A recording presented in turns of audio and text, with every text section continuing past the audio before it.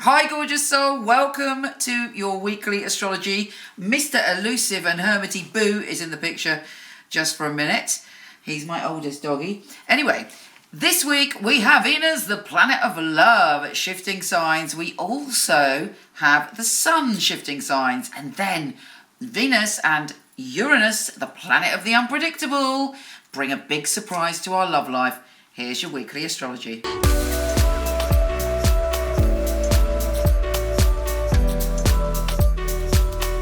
Cancer, welcome to more or less the start of holiday season. Are you getting excited about the possibilities of having some time off at least?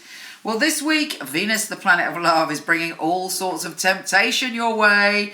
Be a little bit cautious if you're at a party on your own. You might be attracted or drawn to someone or get involved in a love triangle, a fling, a secret affair, or you might find yourself being a little bit jealous. That's because Venus is in your primal zone. Now that's the shadow side. The positive side of that is you should feel empowered when it comes to not only your sexuality, but also your ability to draw to you what you want in terms of abundance. You're a magnet for intensity this week, and that can be extremely pleasurable, but occasionally might be uncomfortable, particularly if you get hijacked by intense emotions, which all of us can do sometimes. Now, the sun is lending you a helping hand on winter solstice on the 22nd of December UK time, when the sun is going into your relationship zone. It's the time of year where you generally feel much happier and more balanced when it comes to love and relationships, and you're very good at creating harmony and beauty in your surroundings. On top of that, you feel very positive about your romantic relationships, and you can heal and transform them starting this week. Okay, we do have Venus, the planet of love, squaring Uranus, the planet of the unpredictable. So there may be a party or a gathering, and that's where there may be, an extended kiss under the mistletoe, or you feeling, very attracted to someone, but there's a complication. Anyway, whatever it is, it's intense. Turn that energy, if you like, to be empowered in a group of people. You appear very powerful this week. Use it to your advantage in a way that is from your heart chakra and coming from a space of love. Take care, gorgeous, and let's see what the tarot has to say.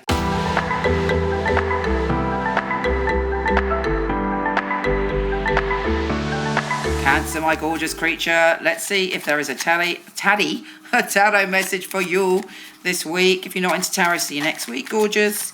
If you are, or even if you aren't, did synchronicity bring you here? Is there a message? Okay, Cancer, what do you need to know? First card.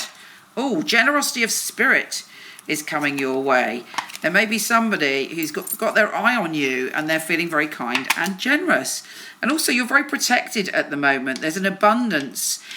Interestingly, there's a lot of earthy energy in the cosmos, and it's like you're reaching in to ground yourself. There's also an Aquarius, Libran, or Gemini, and somebody on a business sense that wants to make you an offer that could be, maybe this has just happened actually, that could be very beneficial to you, but you're not sure, do I want to take that offer or not?